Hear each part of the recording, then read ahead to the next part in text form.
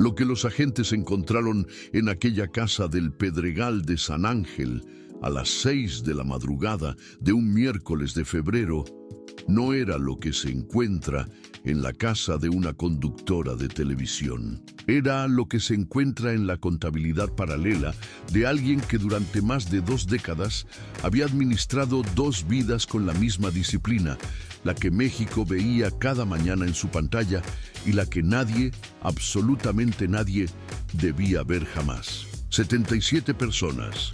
Agentes de la Fiscalía General de la República, analistas de inteligencia financiera, elementos de la Guardia Nacional, peritos criminalísticos y especialistas en documentos, rodearon esa propiedad antes de que amaneciera para ejecutar una orden judicial contra la mujer que durante 27 años consecutivos había despertado a 8 millones de mexicanos con su voz, su sonrisa y la sensación reconfortante de que el mundo seguía en su lugar.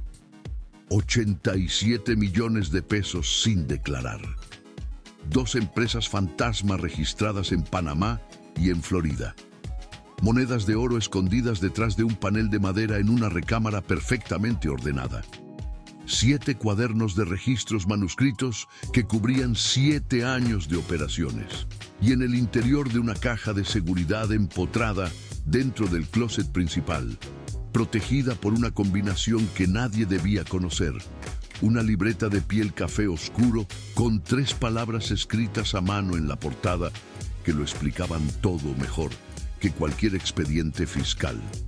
Eso fue lo que encontraron. Eso es lo que este país necesita entender. Para comprender el peso real de lo que ocurrió ese miércoles, hay que entender primero quién era la persona que vivía en esa casa, no el personaje público, no la conductora que el rating convirtió en institución, sino la persona que llegó a serlo y lo que ese proceso le costó y le enseñó a lo largo de casi 50 años dentro del sistema más poderoso y más opaco de la industria del entretenimiento latinoamericano. Porque la historia del dinero oculto no empieza con el dinero. Empieza con una niña de 8 años que entra por primera vez al edificio del Centro de Capacitación Artística de Televisa en la Ciudad de México, con el cabello recogido y una maleta pequeña con ropa de cambio para las clases de baile, sin saber todavía que acaba de entrar a la institución que la construirá, que la protegerá, que la usará durante décadas y que al final la abandonará en 12 días hábiles con un comunicado de 116 palabras sobre sus valores institucionales. Nació el 12 de julio de 1971 en la Ciudad de México, segunda hija de una familia de clase media en una capital que en esa época todavía creía que la televisión era el territorio donde los sueños se volvían reales si uno tenía el talento suficiente para merecerlos. Era una creencia conveniente y, como todas las creencias convenientes, contenía suficiente verdad para que nadie cuestionara la parte que faltaba. El talento era necesario, claro que sí. Pero lo que el sistema realmente recompensaba era algo más difícil de nombrar y mucho más difícil de aprender. Y quien aprendía eso primero llevaba una ventaja que el talento solo nunca podría compensar. La Ciudad de México de los años 70 era el epicentro de un monopolio cultural sin precedentes en el mundo hispanohablante.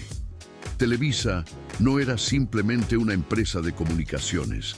Era la institución que decidía qué historias merecían ser contadas, qué rostros merecían ser vistos y qué voces tenían derecho a ser escuchadas por los 70 millones de mexicanos que encendían su televisor cada noche.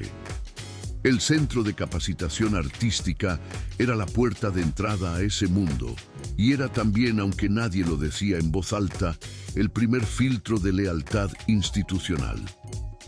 Los niños que ingresaban aprendían canto, baile y actuación. pero aprendían también algo que ningún instructor les enseñaba formalmente, que Televisa era el principio y el fin de todo lo que un artista mexicano podía aspirar a ser. Había cientos de niños en ese centro con talento comparable. La mayoría desaparecería antes de cumplir los 20 años, absorbida por la maquinaria de descartes institucionales que Televisa operaba con la eficiencia de una línea de producción industrial. Lo que hizo diferente a esta niña no era únicamente lo que sabía hacer, era lo que estaba dispuesta a aprender sobre cómo funcionaba el sistema que tendría que navegar si quería sobrevivir en él. Y lo que ese sistema requería, como quedó demostrado décadas después, en los documentos encontrados dentro de 3 espacios ocultos en una mansión del Pedregal, era una capacidad específica que sus instructores identificaron temprano, pero nunca terminaron de entender del todo: la habilidad de sostener 2 conversaciones simultáneas, una visible y una completamente invisible, sin que la segunda contaminara jamás a la primera. A los 10 años apareció por primera vez en televisión nacional y no parpadeó ni una vez ante la cámara. Los directores del programa se miraron entre ellos sin decir nada. No hacía falta. Tenía una presencia que transformaba el espacio de una manera que no requería instrucción y que no podía enseñarse, una capacidad de control simultáneo que sus maestros no habían visto en alguien tan joven. La habilidad de sostener una nota musical, marcar un paso de baile y mantener una expresión facial específica al mismo tiempo, sin que ninguna de las 3 cosas se contaminara con las otras 2.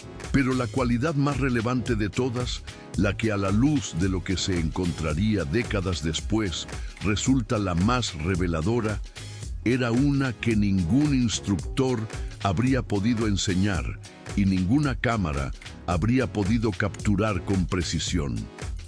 Detrás de esa calidez genuina que hacía que el espectador sintiera que ella le hablaba a él específicamente, existía una capacidad casi clínica de leer el entorno, de calcular sin que el cálculo se notara, de adaptarse con una fluidez que hacía imposible determinar dónde terminaba la persona real y dónde comenzaba la persona que el momento requería. Era, en una sola existencia, la combinación más poderosa y más peligrosa posible. Alguien que conectaba de verdad y que al mismo tiempo nunca dejaba de observar. El camino desde esa primera aparición hasta el programa matutino más visto de México no fue una línea recta. Fue una década de trabajo acumulado que incluyó telenovelas, grupos musicales, programas de variedades y más de 10 producciones televisivas que construyeron título por título el perfil de un artista que no era exactamente actriz, no era exactamente cantante y no era exactamente conductora, sino algo más difícil de categorizar y por eso mismo más difícil de reemplazar. La telenovela infantil transmitida en 14 países de América Latina y doblada al portugués para Brasil convirtió su rostro en referencia cultural obligatoria para una generación completa de niños hispanohablantes. El personaje que interpretó en esa telenovela era el arquetipo más conveniente posible para lo que vendría después. Una maestra de bondad incuestionable, de autoridad moral sin sombras, de calidez sin grietas visibles. Era, en todos los sentidos que importaban, el perfil ideal sobre el cual construir una carrera de conductora de televisión. Alguien en quien México ya había aprendido a confiar desde la infancia antes de saber siquiera que lo estaba haciendo. Cuando asumió la conducción titular del programa matutino en 1998, lo hizo con la naturalidad de alguien que lleva años preparándose para un papel sin saber exactamente cuál será. Lo que México veía cada mañana a partir de ese año era una conductora que parecía no tener costo alguno. Llegaba puntual, sonreía sin esfuerzo aparente, manejaba la improvisación con la seguridad de quien tiene ensayadas todas las contingencias y lograba que 8 millones de espectadores diarios sintieran que el día había comenzado bien, porque ella así lo había decidido. Era un fenómeno de comunicación sin precedentes en la televisión matutina mexicana. Era también, como todo fenómeno de esa magnitud, el resultado de un trabajo invisible que nadie que lo viera desde afuera podría calcular con precisión, y el producto de una técnica específica que sus colegas y los directores de producción describían invariablemente con las mismas palabras: presencia compartida. No era periodismo ni entretenimiento en el sentido convencional. Era la capacidad de ocupar simultáneamente el espacio emocional de quien habla y de quien escucha, de manera que el espectador nunca sintiera que estaba siendo conducido hacia una reacción determinada, sino que estaba llegando a esa reacción por su propia cuenta. El manejo del teleprompter era invisible porque sus ojos no seguían el texto, sino que lo anticipaban, liberando la mirada para conectar con la cámara en los momentos exactos en que la conexión importaba. El timing con sus coconductores era el de alguien que escucha de verdad, no el de alguien que espera su turno para hablar. Y la pausa, ese instante de medio segundo antes de una respuesta emocional en que México contenía la respiración esperando lo que ella iba a decir, era su herramienta más poderosa, el momento técnicamente preciso en que la audiencia le pertenecía por completo. 240 meses consecutivos al aire, 8 millones de espectadores diarios en señal abierta nacional, transmisión en 18 países, 5 premios como mejor conductora entre 1999 y 2019. En una industria donde los ciclos de vida de los programas se miden en temporadas y los de los conductores en contratos renovables, eso no era un logro, era una anomalía. Y las anomalías siempre tienen una explicación que va más allá del talento individual. Quienes trabajaron cerca de ella durante los años de mayor visibilidad describían en conversaciones privadas que ninguno habría repetido en cámara una cualidad que no aparecía en las entrevistas ni en los perfiles de revistas. En reuniones de producción, donde se discutían los contratos de imagen, escuchaba los números que la empresa ofrecía, asentía con la expresión de quien acepta con gratitud y hacía preguntas sobre estructuras de pago que sus interlocutores describirían años después como inusualmente específicas para alguien que supuestamente dejaba esos detalles en manos de sus representantes. En la documentación encontrada esa madrugada de febrero, un contrato de 2018 incluía una cláusula manuscrita al margen en la caligrafía que los peritos identificarían con certeza, que decía simplemente canal alterno confirmado, no en nómina. Era la primera evidencia física de que el sistema de doble contabilidad no había sido una decisión tomada en un momento de crisis o de ambición súbita. Había sido una arquitectura construida con paciencia, con metodología y con un conocimiento profundo de exactamente cómo funcionaba el sistema desde adentro. El matrimonio que se celebró en Acapulco en abril del año 2000 fue la boda más fotografiada de la televisión mexicana de esa década. El cantante, que había sido el ídolo pop de los 90, traía consigo una base de admiradores que se superponía casi perfectamente con la audiencia del programa matutino. La unión era, en todos los sentidos, una alianza de marcas tan perfecta que resultaba difícil saber dónde terminaba el cálculo y dónde comenzaba el sentimiento genuino. Probablemente, como en todo lo que la involucraba, las dos cosas coexistían sin contradicción aparente. Las dos hijas nacieron en 2004 y 2007, respectivamente. La familia era el capítulo final y más convincente de una narrativa de vida que el país consumía con la misma fidelidad con que consumía el programa de las mañanas. Lo que el público vio durante más de 2 décadas fue el matrimonio modelo de la televisión mexicana. Lo que personas cercanas a ambos describían en privado era diferente. A partir de 2018, la dinámica de convivencia había cambiado de maneras que quienes los conocían bien podían notar, pero que ninguno de los dos confirmaba públicamente. La evidencia conductual más precisa no estaba en las palabras, sino en una pausa. En entrevistas de 2022 sobre el estado de su matrimonio, él tardaba consistentemente entre 1 y 2 segundos antes de responder, una fracción de tiempo imperceptible para el espectador casual, pero documentada en múltiples grabaciones. El silencio de alguien que está eligiendo qué parte de la verdad decir. La hija mayor reveló en una entrevista de 2023, con la precisión involuntaria de alguien que no está siendo cuidadoso, algo que el público nunca había visto. Aprendí a no esperar que mamá llegara a tiempo. No era una acusación, era una descripción. Las 2 hijas crecieron con nanas de tiempo completo durante los años en que su madre grababa, conducía, promocionaba y administraba una presencia pública que no toleraba ausencias. Los cumpleaños se celebraban 2 veces, una en privado cuando la agenda lo permitía y una frente a las cámaras cuando la narrativa lo requería. En 2022, en una entrevista que aparentemente no calculó el peso de sus propias palabras, la conductora dijo algo que era la descripción más precisa posible de lo que su trabajo real consistía. Hay cosas que uno guarda para no romper lo que otros necesitan que seas. Era la confesión más honesta que había hecho en 27 años de conversaciones en cámara.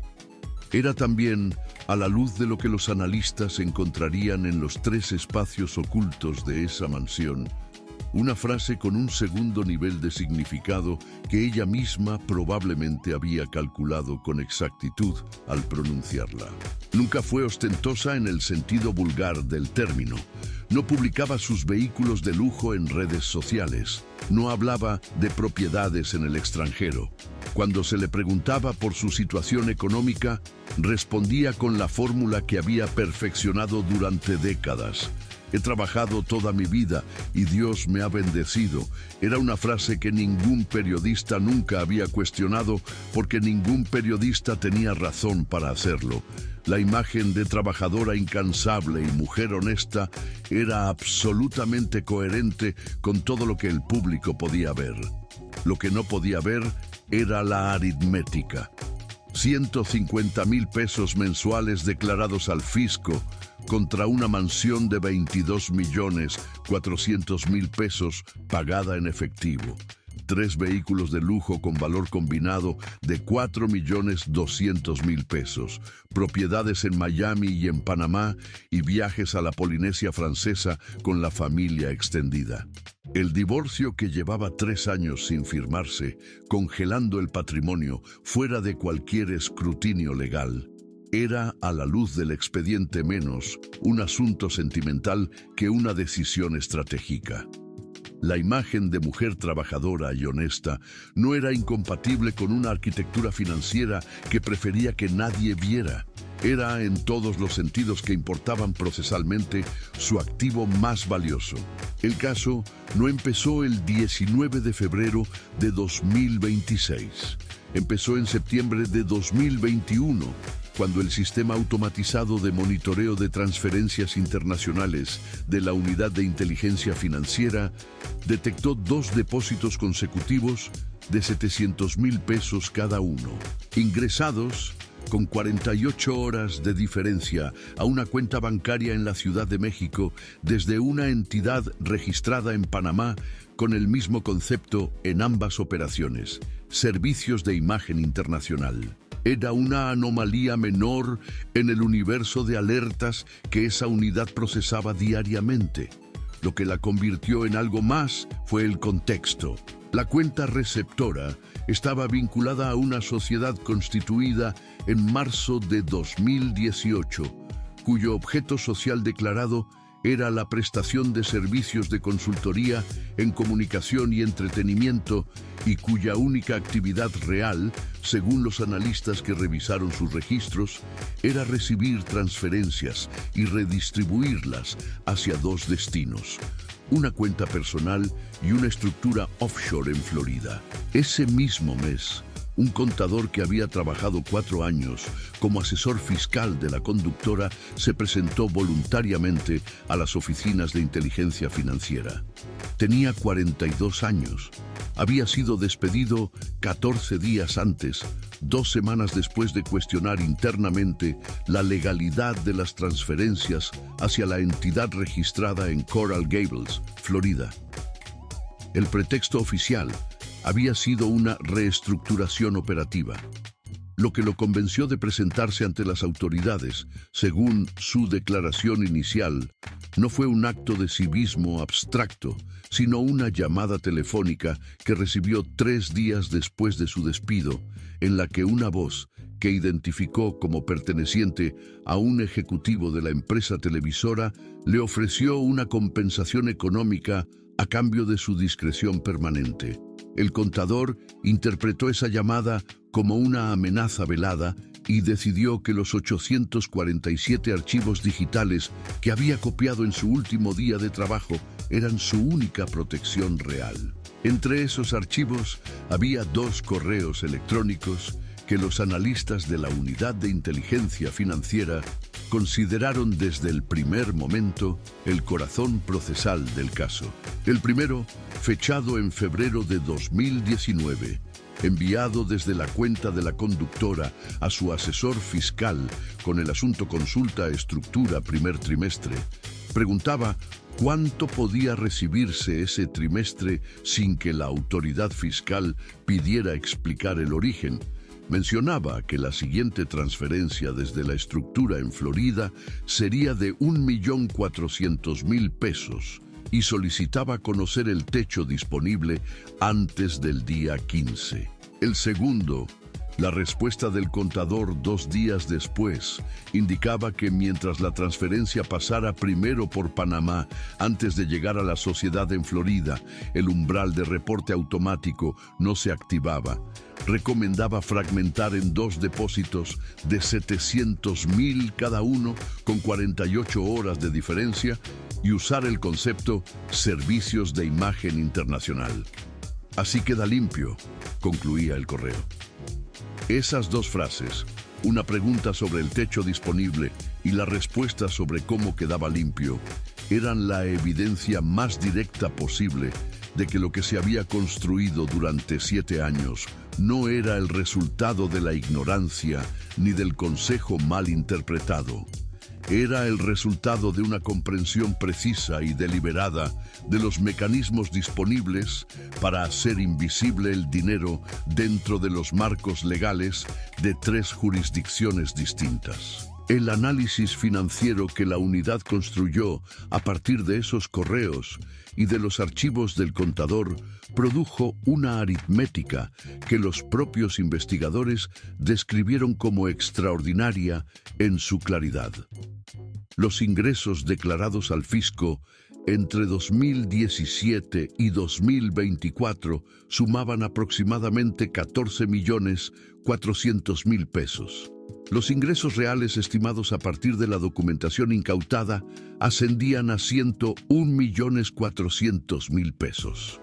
La brecha no declarada era de 87 millones de pesos, 340% por encima de lo reportado.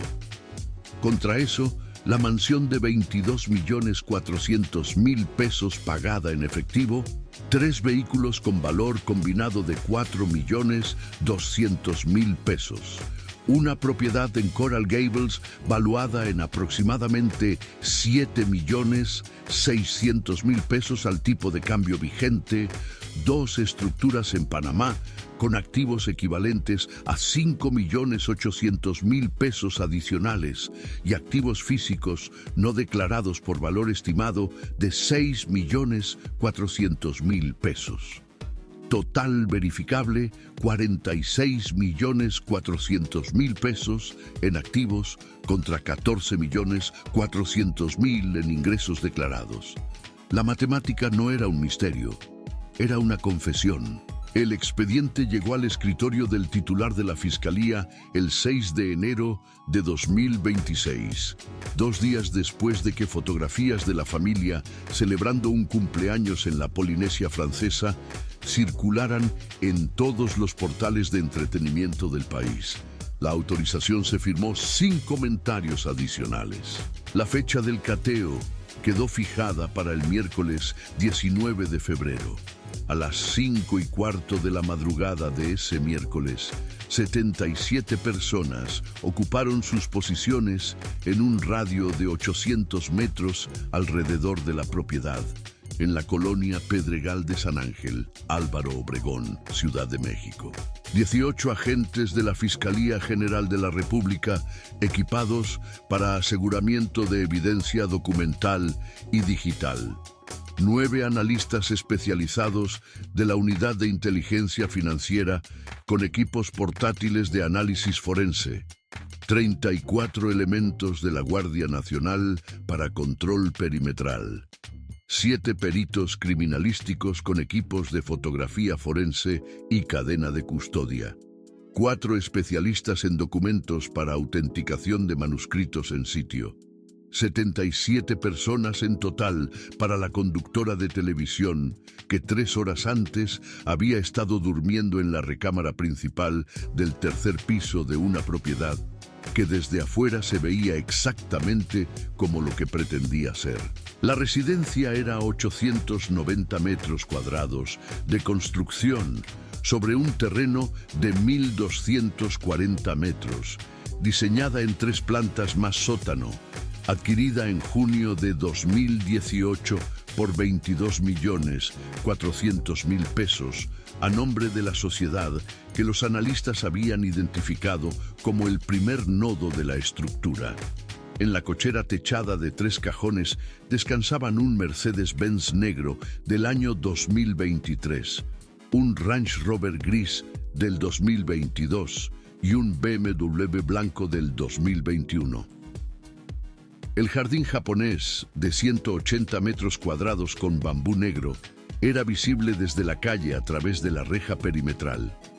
La alberca de 12 por 5 metros con calefacción permanente reflejaba la oscuridad previa al amanecer. En el interior, sala de cine de 22 butacas, gimnasio profesional de 85 metros cuadrados, estudio de grabación insonorizado, cocina de chef con isla de mármol de 3 metros 20. Todo en orden, todo exactamente como debía verse desde afuera. A las 6:30, la Guardia Nacional activó el bloqueo de señal telefónica en un radio de 300 metros. A las 6:38, el sistema de Wi-Fi de la propiedad fue interferido remotamente. A las 6:44, el guardia de seguridad privada en la caseta exterior vio acercarse una columna de 12 vehículos oficiales sin sirenas, en silencio absoluto. Tomó su teléfono para llamar a la conductora. No había señal. Intentó llamar a la empresa de seguridad contratada. Tampoco. Levantó la vista hacia los 34 elementos de la Guardia Nacional que ocupaban la calle frente a él y se apartó de la caseta sin que nadie tuviera que pedírselo. A las 6:47, el primer agente tocó la puerta principal de la residencia. Desde adentro no hubo respuesta inmediata. Tocaron 3 veces más con intervalos de 30 segundos. El interior permaneció en silencio. A las 7:03, ella abrió la puerta. No había maquillaje. Llevaba una bata de satén color crema. Estaba descalza y tenía el cabello sin arreglar. 54 años, sin la mediación de ninguna cámara de estudio, sin iluminación artificial, sin el filtro de 27 años de imagen construida con la precisión que México había consumido sin saber que era una construcción. Era la primera vez en casi 3 décadas que el país la vería, aunque todavía no lo sabía, sin ese intermediario. El agente al frente del grupo sostuvo la orden judicial a la altura de sus ojos. Ella la leyó en silencio. No se movió por 11 segundos. Entonces habló. Yo llevo 27 años trabajando para este país. Soy conductora de televisión. No soy criminal. Esto es un error. Llamen a mis abogados. Yo no he hecho nada. El primer agente cruzó el umbral a las 7:04. El pasillo de entrada estaba en penumbra, con las cortinas completamente cerradas. Cuando la luz principal se activó, la mansión se reveló en su totalidad. Impecable, perfectamente ordenada, sin un objeto fuera de lugar. A las 7 de la mañana de un miércoles, demasiado ordenada. En el aparador de la entrada, 5 estatuillas doradas de los premios como mejor conductora formaban una línea exacta como un altar erigido por quien durante mucho tiempo creyó ser intocable. El aire olía al mismo perfume que usaba en el programa cada mañana, mezclado con algo más denso que venía de las plantas inferiores. Los agentes registrarían el olor sin poder identificarlo todavía. Lo identificarían más tarde. Era el papel viejo de 7 años de archivos que nadie más que ella había respirado. Los peritos criminalísticos documentaron la planta baja antes de que cualquier agente tocara un objeto. Las portadas de revistas enmarcadas en el corredor de entrada, 15 años de presencia en papel satinado. Las fotografías con 4 presidentes de la República en las que aparecía con la misma expresión en cada una, cordial, segura, ligeramente más alta de lo que la cámara usual hacía parecer, y sobre una mesa de centro de cristal en la sala de estar, un ejemplar abierto de una revista de enero de 2026 con una fotografía de ella en la Polinesia francesa, bronceada y sonriente, con un pie de foto que describía a la conductora celebrando el Año Nuevo con su familia en los mares del sur. Nadie movió la revista. Quedó fotografiada exactamente como estaba. La última imagen pública de una vida que a partir de esa mañana sería otra. En el despacho formal de la planta alta, los peritos documentaron 31 fotografías antes de que los analistas comenzaran su revisión.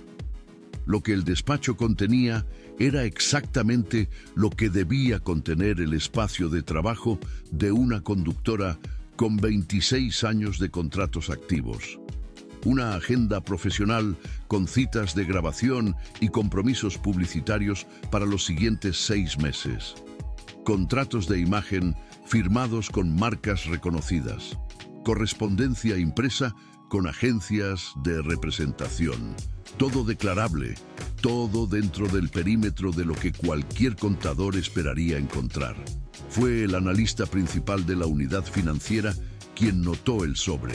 Estaba intercalado entre 2 contratos publicitarios de 2024, sin membrete, sin remitente, con una sola línea escrita a mano en el frente.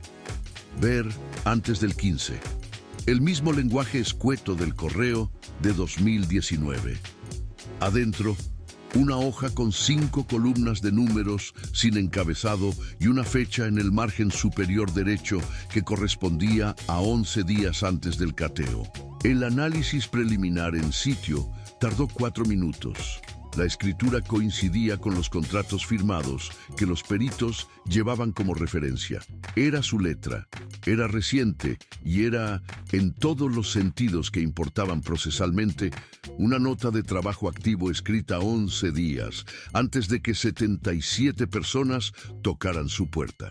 Lo que la recámara principal contenía no era el espacio de una persona que vivía con miedo a ser descubierta. Era el espacio de alguien que había organizado su vida con la misma precisión con que organizaba sus apariciones públicas. Fotografías de sus hijas en marcos de plata dispuestos en orden cronológico sobre la cómoda, desde la primera comunión de la mayor hasta el cumpleaños más reciente en la Polinesia francesa 3 semanas antes. Una agenda personal de pasta dura para 3 años, con las entradas escritas en 2 colores distintos, negro para compromisos profesionales y azul para compromisos personales. Los analistas la revisaron página por página. En la entrada del día en que el anuncio de separación de su marido fue hecho público, había una sola anotación escrita en azul con el trazo firme de quien lleva tiempo esperando escribir exactamente eso. Cuentas separadas hoy. La caligrafía era la misma de los contratos de referencia, la misma del sobre sin membrete del despacho, la misma de los 7 años de registros que encontrarían más tarde. La autenticación formal tomaría 48 horas en el laboratorio, pero ninguno de los analistas presentes necesitó esperar ese resultado para saber lo que estaban leyendo. Fue en la biblioteca del segundo piso donde el cateo tomó una dirección que ninguno había anticipado del todo. Entre los 340 volúmenes ordenados en los estantes, había una caja de plástico transparente de edición de coleccionista de la telenovela infantil en la que ella había interpretado a la maestra de bondad incuestionable en 1990. En la portada interior del estuche, escrita con marcador negro, había una nota de 8 palabras.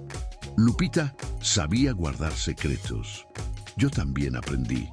El personaje que había convertido a la niña en el rostro de una generación completa, la maestra de autoridad moral incuestionable, reinterpretado en una nota manuscrita de 8 palabras como el modelo original de una habilidad que tardaría décadas en convertirse en evidencia procesal.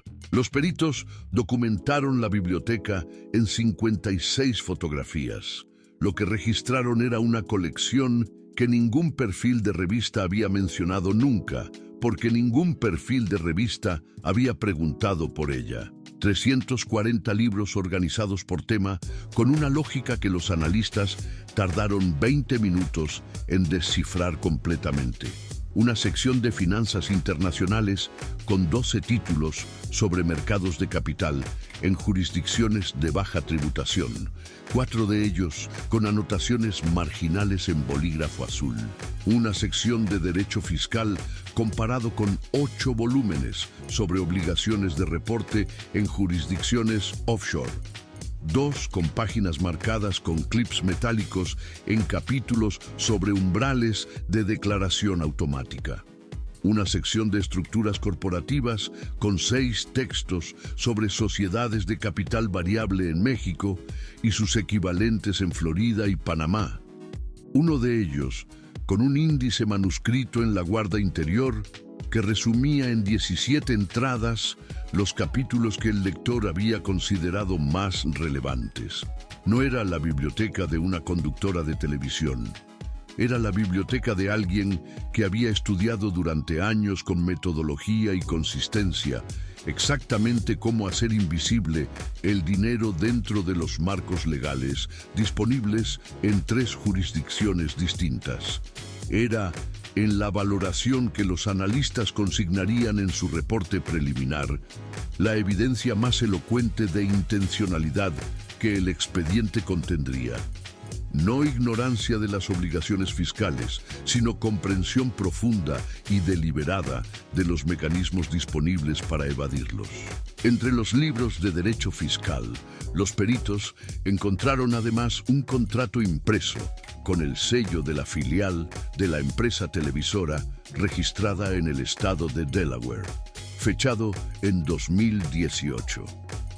El nombre del firmante de la contraparte aparecía en el encabezado, pero había sido redactado con corrector líquido blanco antes de ser fotocopiado. La redacción era imperfecta. Las últimas 2 letras del apellido asomaban por debajo de la capa de corrector cuando el documento se sostenía contra la luz. Los analistas fotografiaron el documento en 4 ángulos distintos y lo guardaron en bolsa de evidencia numerada. El hilo de complicidad institucional que el expediente de inteligencia había señalado como probable tenía ahora su primera manifestación física. A las 7:31, el analista principal, asignado a la biblioteca, hizo la observación que abriría el primer espacio oculto. El estante occidental medía 4 metros lineales, pero albergaba 340 volúmenes en un espacio que arquitectónicamente alcanzaba para aproximadamente 380. Había 1 metro lineal de espacio vacío detrás del panel del extremo derecho. La búsqueda del mecanismo de apertura duró 1 hora y 20 minutos. Lo que lo activaba era la extracción del 7º tomo de una colección encuadernada en piel de color vino en el estante central a la altura de los ojos. Las partituras originales de la telenovela de 1990, en la que ella había dado sus primeros grandes pasos hacia la visibilidad nacional. El tomo se extraía y el panel deslizaba hacia la izquierda, revelando un cuarto de 12 metros cuadrados sin ventanas, con iluminación activada por sensor de movimiento, temperatura controlada y ventilación mecánica. El mecanismo era silencioso, preciso y había sido instalado, según la estimación de los peritos, al mismo tiempo que la remodelación interior de la residencia en 2019. Lo que registraron dentro era un archivo operativo activo. 3 discos duros externos de 1 terabyte cada uno conectados a un servidor compacto de respaldo. Una impresora láser de documentos.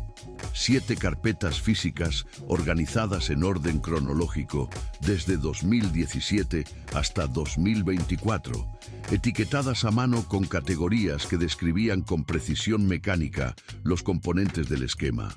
Sunrise, El Holdings, SAT Consultas, Televisa Confidencial, activos físicos, transferencias, varios.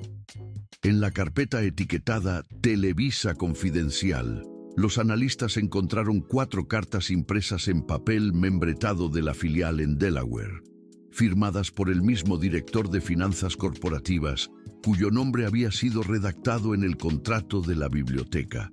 Las cartas contenían instrucciones específicas para la canalización de pagos fuera de nómina, con referencias a fechas de transferencia, montos en dólares y el nombre de la estructura en Panamá como destino final. La institución que había formado a la conductora desde los 8 años no era testigo del esquema, era su arquitecta parcial. El segundo espacio oculto fue encontrado a las 9:14, 2 horas y 43 minutos después del primero. El mecanismo de apertura era una fotografía familiar enmarcada colgada en la pared adyacente a la escalera principal. Una imagen de ella con sus hijas en el set del programa en su 20º aniversario en agosto de 2018. Al retirarla, un panel de 40 por 60 centímetros se abría hacia adentro, revelando una cámara de 80 centímetros de profundidad por 1,20 metros de ancho.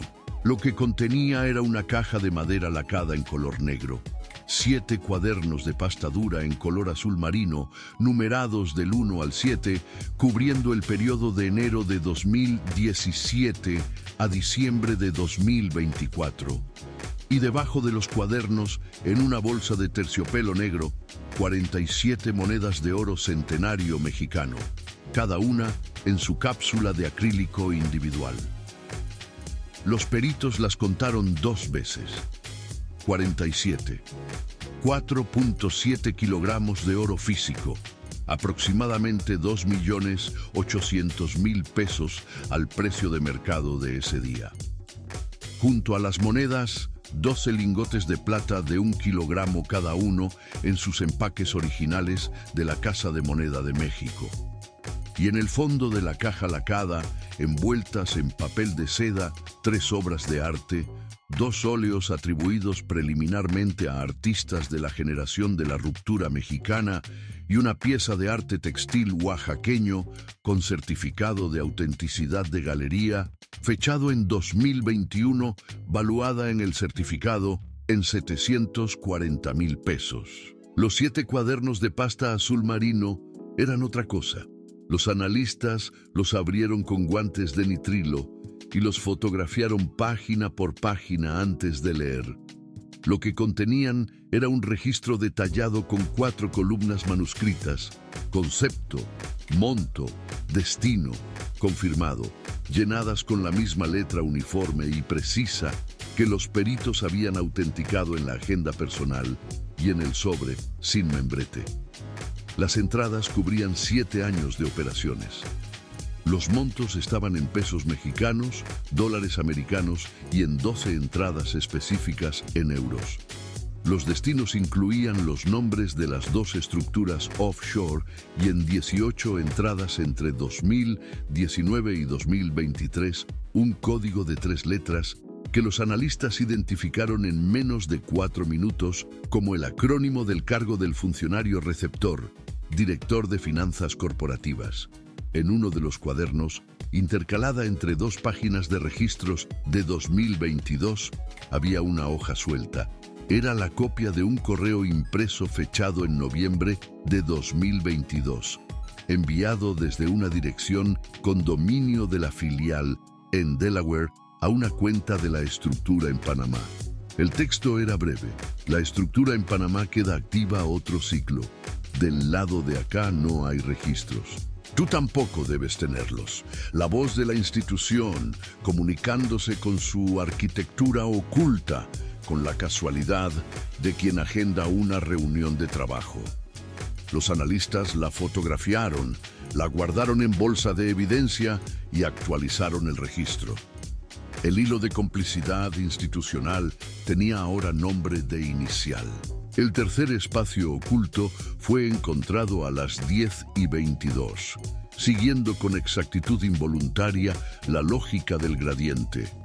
Cada espacio había requerido más tiempo que el anterior para ser localizado, como si la arquitectura del ocultamiento hubiera sido diseñada para revelar sus secretos en orden de importancia creciente. La caja de seguridad estaba empotrada en la pared interior del closet principal de la recámara, detrás de un panel de madera que coincidía perfectamente con el revestimiento circundante. La combinación no estaba en los discos duros ni en las carpetas del primer espacio oculto. Un analista la encontró donde nadie habría buscado sin conocer la lógica de quién la había escondido, en el reverso de un portarretrato de 10 por 15 centímetros que descansaba sobre el tocador. La fotografía en el frente mostraba a la conductora en su primera aparición como titular del programa matutino, agosto de 1998, con el logo del programa visible al fondo. En el reverso, escrita con lápiz casi borrado por el tiempo, una secuencia de 8 dígitos. La combinación abrió la caja en el primer intento. Adentro había una sola cosa: una libreta de piel café oscuro de aproximadamente 15 por 20 centímetros, con el lomo reforzado con hilo de costura grueso. En la portada, escrito con tinta azul en letra más grande que la caligrafía habitual de los registros, 3 palabras: lo que hoy no ve. Los peritos la fotografiaron cerrada en 12 tomas. Luego la abrieron en la primera página y la fotografiaron de nuevo. El analista principal la leyó en silencio durante 4 minutos sin decir nada. Luego la cerró, la colocó en bolsa de evidencia numerada y anotó en su bitácora la hora exacta. Lo que acababa de leer requería una cadena de custodia que no admitía errores. Lo que acababa de leer era, en todos los sentidos que importaban, el corazón del caso.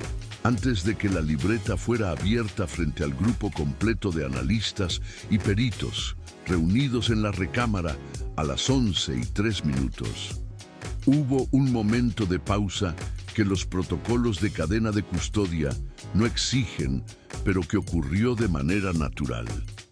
El analista principal preguntó si había acuerdo sobre lo que estaban a punto de leer. No era una pregunta procesal.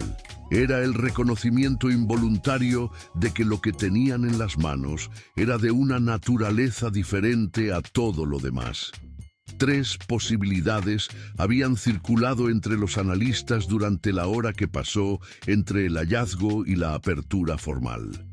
Un diario personal sin valor procesal directo, un registro contable adicional disfrazado de escritura personal.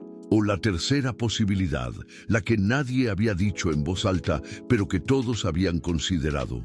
Una confesión deliberada, escrita con la conciencia de que eventualmente sería encontrada por alguien, producida por quien había construido con demasiada precisión todo lo que la rodeaba para no haber considerado también el momento en que ese sistema se derrumbara. La libreta fue abierta en la primera página a las 11:03. El analista principal leyó en voz alta: "Este programa me dio todo, me construyó, me protegió. Durante años creí que esa era la lógica del trato. El programa me cuida a mí. Yo cuido al programa.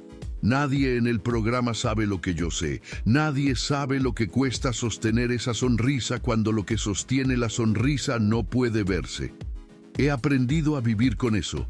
Llevo años siendo su coartada perfecta y ellos llevan años siendo la mía. Construimos algo juntos que ninguno de los dos habría podido construir solo. Si alguien lee esto es porque algo salió mal o porque finalmente salió bien. Todavía no sé cuál de las dos cosas preferiría". El análisis de documentoscopia realizado en sitio a las 11:09 confirmó con una probabilidad del 99.7% que la caligrafía de la libreta correspondía a las muestras de referencia de contratos firmados entre 2017 y 2024. No había margen de duda razonable sobre la autoría. La libreta era suya, las palabras eran suyas. La arquitectura que describían era la que 77 personas habían pasado las últimas 4 horas, documentando centímetro a centímetro. El recinto permaneció en silencio durante 4 minutos después de que el analista terminó de leer. 4 minutos que el acta pericial registró como pausa operativa no planificada. No era un procedimiento. Era lo que ocurre cuando una evidencia supera la capacidad inmediata de ser procesada como tal. Lo que la conductora del programa matutino había ocultado no era únicamente el dinero. No era solo la red de estructuras offshore, los cuadernos de registro, las monedas de oro, las propiedades en 3 países. Lo que había ocultado era la comprensión exacta de lo que estaba haciendo y por qué podía hacerlo. Porque la imagen que México veía cada mañana era, en sus propias palabras, la coartada perfecta. 27 años de sonrisas de las 6 de la mañana habían construido el escudo más efectivo que cualquier estructura fiscal offshore podría haber deseado. No podía ser ella. No podía ser la maestra de bondad incuestionable. No podía ser la mujer que despertaba a México cada día. Y esa imposibilidad había sido durante años el activo más valioso de toda la operación. En las 11:22, el inventario físico completo de evidencia quedó cerrado. 47 monedas de oro centenario, 12 lingotes de plata, 3 obras de arte, 7 cuadernos de registro, 3 discos duros externos, una libreta de piel café oscuro, 22 carpetas físicas de acordeón, una hoja suelta con el correo institucional, un sobre sin membrete, un contrato con nombre redactado, todo fotografiado, numerado, registrado en cadena de custodia desde el primer objeto hasta el último. A las 11:22 de esa misma mañana, la conductora fue conducida al exterior de la propiedad hacia un vehículo oficial. Llevaba la misma bata de satén color crema con la que había abierto la puerta 4 horas y 19 minutos antes. Las manos esposadas al frente, el cabello sin arreglar, los pies cubiertos con unos tenis blancos que alguien de su personal doméstico le había alcanzado antes de que la sacaran. 3 años antes, en una alfombra roja, había llegado con un vestido de diseñador en color rojo intenso, joyas de diamantes en el cuello y 12 millones de impresiones en redes sociales antes de que terminara la noche. El mismo nombre, la misma cara, una distancia entre las dos imágenes que ningún lenguaje ordinario alcanzaba a medir.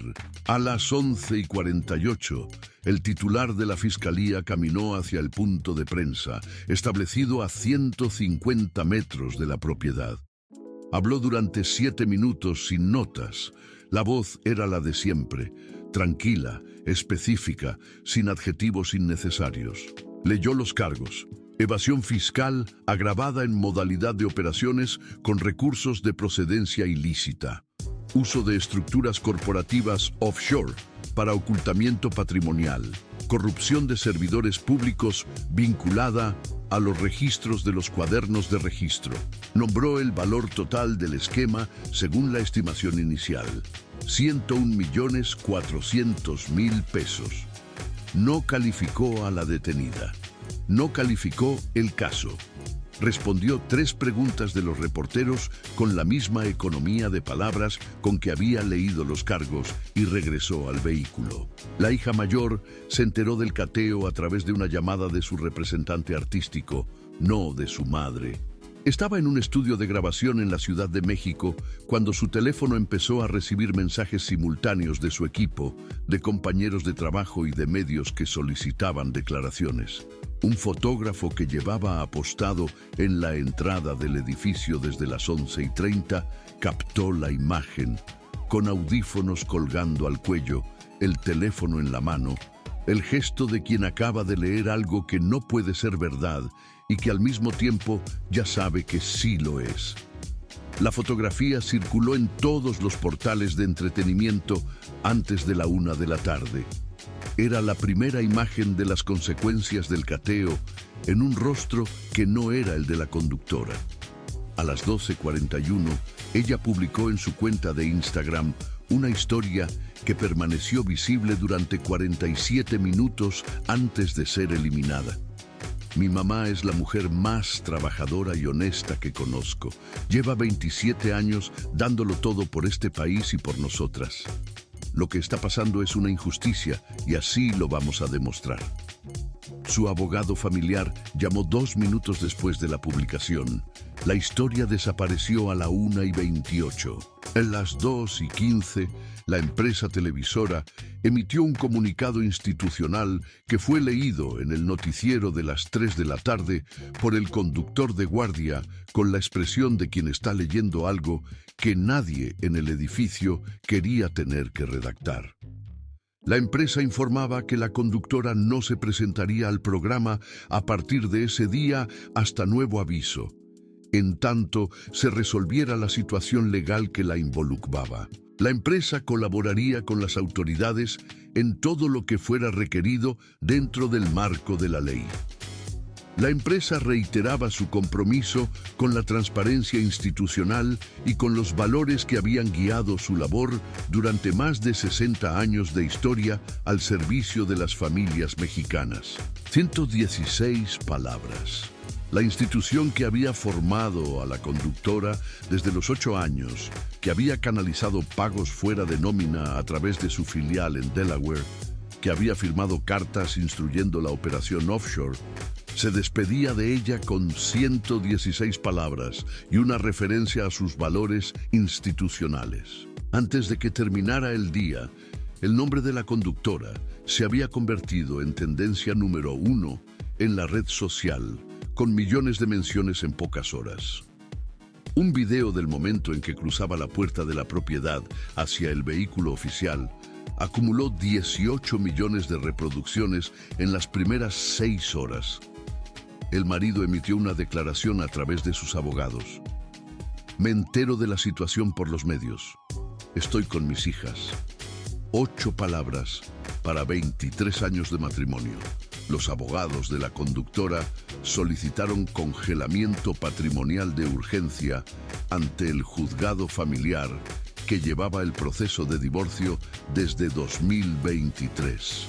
El juzgado denegó la solicitud en menos de 2 horas. El expediente penal tenía prioridad sobre el proceso civil. El patrimonio que había permanecido fuera de todo escrutinio legal durante 3 años de divorcio, sin firmar, quedaba ahora bajo la supervisión directa de la Fiscalía. El jueves 20 de febrero de 2026, el programa matutino salió al aire como cualquier otro jueves. Una coconductora condujo sola el primer bloque. La silla donde la conductora había pasado 27 años estaba vacía al fondo del set, visible en los planos generales, sin que nadie la moviera ni la cubriera. Fue la decisión de producción más elocuente que el programa había tomado en casi 3 décadas. Dejar la silla donde estaba, exactamente como estaba, para que México la viera vacía. 3 semanas después del cateo, la hija mayor concedió una entrevista exclusiva. Habló con la precisión cuidadosa de alguien que ha pasado semanas con abogados revisando cada palabra antes de pronunciarla en público. Pero en un momento de la conversación, cuando se le preguntó qué había sido lo más difícil de los días posteriores, la precisión se resquebrajó ligeramente. Yo crecí creyendo que mi mamá era la mujer más honesta del mundo, que todo lo que teníamos lo había ganado con su voz y su trabajo. Hoy no sé qué creer. Solo sé que sigo siendo su hija y eso no lo puedo dejar de ser aunque quisiera. Sus colaboraciones con 2 marcas de moda fueron suspendidas esa misma semana. Una agencia de representación con la que había firmado un contrato preliminar en enero de 2026 informó que posponía el inicio de la relación comercial hasta nueva fecha. En la audiencia inicial ante la Fiscalía, la conductora llegó con 3 abogados y una declaración que leyó en la puerta del juzgado antes de entrar, con la voz que México había reconocido durante 27 años, pero con una temperatura que nadie había escuchado antes. He trabajado toda mi vida, honestamente. Llevo 27 años sirviendo a este país desde una pantalla. Esto es una injusticia y así lo voy a demostrar. Era la voz de antes de los abogados, emocional, anclada en la identidad pública como si esa identidad fuera en sí misma una defensa procesal válida. Adentro del juzgado, según el resumen del interrogatorio sellado que la Fiscalía haría público parcialmente semanas después, la voz era otra, formal, medida, construida con la arquitectura del lenguaje legal que 3 abogados de alto perfil habían instalado en reemplazo de la voz original.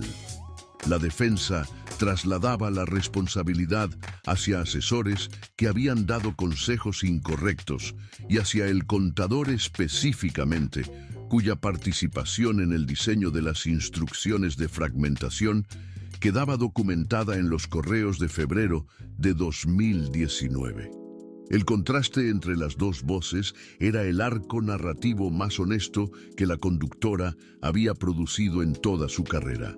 Las 5 defensas que los abogados desplegaron siguieron una trayectoria de colapso que los analistas del caso describieron como pedagógica en su claridad. Desconocimiento de que los activos físicos de colección requerían declaración fiscal, marginalmente creíble en primera instancia. Recomendación de abogados internacionales como estrategia legítima de protección patrimonial, plausible en abstracto, implausible a la escala documentada. Reporte de todo lo recibido en cuentas mexicanas sin comprensión de las obligaciones sobre ingresos internacionales, matemáticamente imposible dada la magnitud de las cifras. Suposición de que la institución pagadora manejaba la fiscalidad de esos pagos. Lógica circular destruida en el momento en que los fiscales señalaron que los contratos eran precisamente acuerdos de silencio, haciendo imposible que la institución reportara públicamente lo que pagaba. Y finalmente, los registros eran notas de desarrollo para un proyecto de ficción sobre corrupción en la industria del entretenimiento. Los fiscales respondieron en 8 minutos con 3 evidencias simultáneas. Los nombres en los cuadernos correspondían a funcionarios reales en los cargos exactos descritos. Los montos registrados coincidían con transferencias bancarias verificadas en el periodo correspondiente. Las fechas de los pagos coincidían con periodos en los que auditorías a la sociedad receptora habían sido postergadas administrativamente. La defensa retiró esa posición y ofreció una admisión parcial. Los fiscales registraron la admisión sin comentarios adicionales. Era suficiente. En la conferencia de prensa en que la Fiscalía presentó el caso completo, la fiscal a cargo mencionó explícitamente que el expediente era la cuarta rama de una investigación sobre triangulación de pagos en la industria televisiva mexicana, con referencia directa a un caso en curso contra una productora independiente y al precedente de un conductor deportivo sentenciado en 2024 por el mismo patrón de estructuras offshore. El patrón no era individual, era estructural. A finales de febrero de 2026, la conductora fue trasladada al Centro Federal de Reclusión, donde cumpliría su prisión preventiva durante el proceso. Un reportero de una publicación especializada en temas legales que había conseguido una fuente cercana al proceso describió a la detenida con 3 datos: 9 kilogramos menos que el día del cateo, diagnóstico médico de depresión mayor, uniforme institucional beige de uso diario. En julio de 2021, su cumpleaños número 50, la empresa televisora le había dedicado el episodio completo del programa matutino con confeti, flores, coconductores con los ojos húmedos y millones de mexicanos cantándole las mañanitas desde sus salas de estar. La misma persona, el mismo nombre, una distancia entre las dos imágenes que ningún lenguaje ordinario alcanza a medir. A principios de marzo de 2026, bajo supervisión del juzgado penal que había absorbido el proceso civil, ella y su marido firmaron finalmente los documentos de divorcio. El proceso que había permanecido congelado durante 3 años, durante los cuales ninguno de los dos había podido o querido exponer el patrimonio a un escrutinio legal formal, quedó resuelto en 12 días de proceso penal. El juzgado penal vio en 4 horas lo que el juzgado familiar no había podido ver en 3 años. El marido declaró a una revista en la última semana de febrero: había cosas del patrimonio que no entendía bien y que ahora entiendo por qué. Era la declaración más honesta que había hecho sobre el matrimonio en 20 años, y la hacía cuando el matrimonio ya no existía legalmente. La empresa televisora anunció el proceso de selección de una nueva conductora 11 días hábiles después del cateo.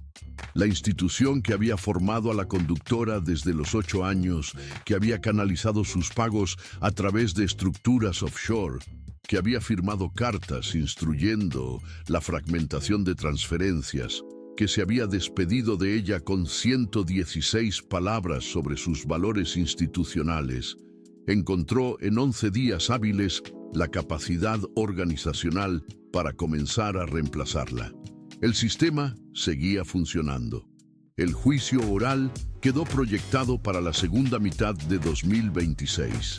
El valor total del esquema presentado por la Fiscalía, 101.400.000 pesos en 7 cargos. En algún momento de 1979, una niña de 8 años entró por primera vez al edificio del Centro de Capacitación Artística en la Ciudad de México. Llevaba el cabello recogido y una maleta pequeña con ropa de cambio para las clases de baile.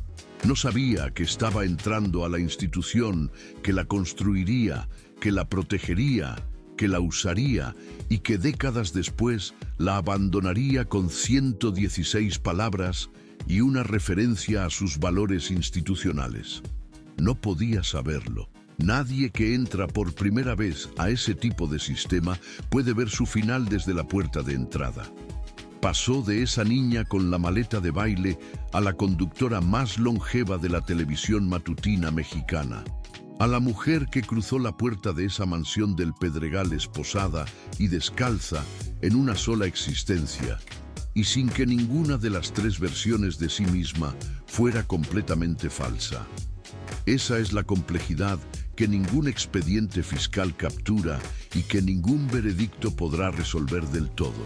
La distancia entre la persona que construyó algo extraordinario durante 27 años y la persona que decidió que ese algo extraordinario le daba derecho a construir también en paralelo y en silencio algo que no le correspondía. El verdadero escándalo no es que haya edificado una estructura financiera paralela durante 7 años.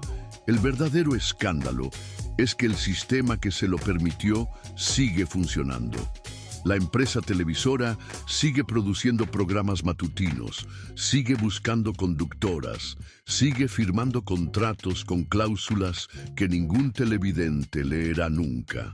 El director de finanzas corporativas, cuyas iniciales aparecen en los cuadernos de registro, no ha sido nombrado públicamente. La productora independiente mencionada en la conferencia de prensa sigue bajo investigación sin resolución. El sistema no cayó ese miércoles de febrero, cayó una persona y el sistema, como siempre, continúa. La silla vacía en el set del programa el jueves 20 de febrero no era solo la ausencia de una conductora. Era el espejo más honesto que ese set había producido en 27 años. El espacio exacto donde durante casi 3 décadas México había depositado su confianza en alguien sin saber del todo en qué, sin preguntar nunca qué había detrás de la sonrisa que le decía buenos días, sin imaginar que esa sonrisa podía ser simultáneamente la cosa más real y la cosa más costosa que ese país había consumido gratis cada mañana durante más de un cuarto de siglo. Y ahora la pregunta que nadie ha respondido todavía, la que no está en ningún expediente fiscal ni en ningún comunicado institucional de 117 palabras.